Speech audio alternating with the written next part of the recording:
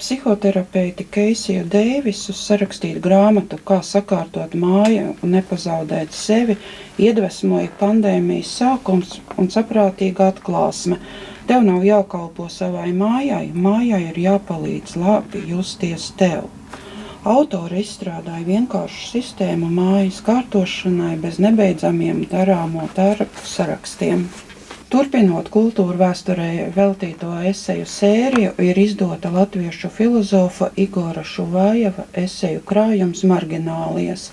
Grāmatā iekļautas 10 esejas, kur īpaši uzsvērtas mūsdienu biopolitiskās norises, kas vienlaikus ļauj parādīt, kā šķietami mazsvarīgas norises saviest tagadnē nozīmīgos fenomenos. Sengrieķu filozofs, matemātiķis un rakstnieks Platons ir viens no cilvēces visu laiku dižākajiem domātājiem.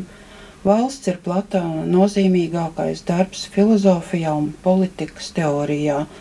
Tas rakstīts kā dialogs, kurā tiek spriests par taisnīgumu un tā nozīmi. Katrīnas Mejas grāmata Ziemošana, miera un atpūtas spēks grūtos laikos ir iejūtīga meditācija par dzīves tukšajiem periodiem, par laiku, kad jāuzmeklē drošs patvērums, lai atgūtos un parūpētos par sevi. Ziema ir laiks, kad mēs varam pakāpties soli atpakaļ un atrast vietu, kur darīt visnozīmīgākos darbus.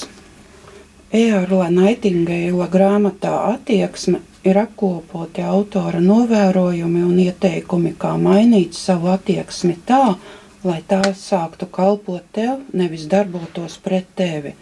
Tev jebkurā gadījumā ir taisnība. Tu vai nu vari, vai nevari. Viss atkarīgs no tavas attieksmes.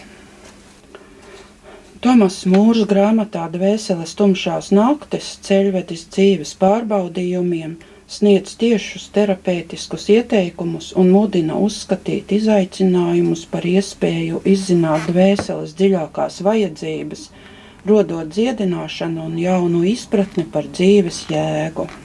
Tagas Rozes jaunā grāmata Planēta sieviete stāsta par mūsdienu sievietes lēmumiem un izaicinājumiem, par Tindera randiņiem un botoksa injekcijām, par bērniem, karjeru un partnerību laulībā, par dzīvi, kas uzdod jautājumus, lai mēs meklētu atbildes. Tā ir grāmata par sievietes pasauli. Linda Vorpe Viņpus upes Abrene atmiņu stāstos. Tie ir 18 stāsti par teritoriju, kas mūsdienās kļuvusi par zaudētās zemes simbolu Abreni. Bijušo abreniešu atmiņas skar ikdienas dzīvi, sabiedrību, attiecības un izvēles. Izdevumu papildina fotogrāfijas no abreniešu un viņu radinieku personīgā arhīva, kā arī no muzeju un arhīvu krātuvēm. Naura Svika grāmatā Cilvēcīga vadība kodolīgi un asprātīgi izstāsta būtiskākos patiesas līderības principus un rada iespēju uz vadītājiem paraudzīties no citas perspektīvas. Autors ar lasītājiem sarunājas īsu stāstu formā, padarot nopietno informāciju viegli uztveramu un rotaļīgu.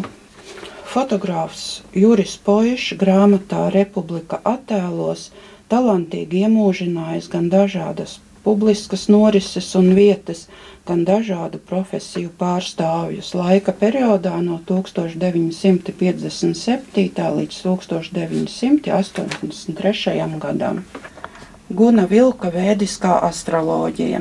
Tā ir zinātne par laiku, un tieši tādēļ to uzskata par dievišķu, jo laiks ir dieva griba. Un ar laiku caur meditāciju, lūgšanām un mantrām viss kļūst skaidrs un saprotams.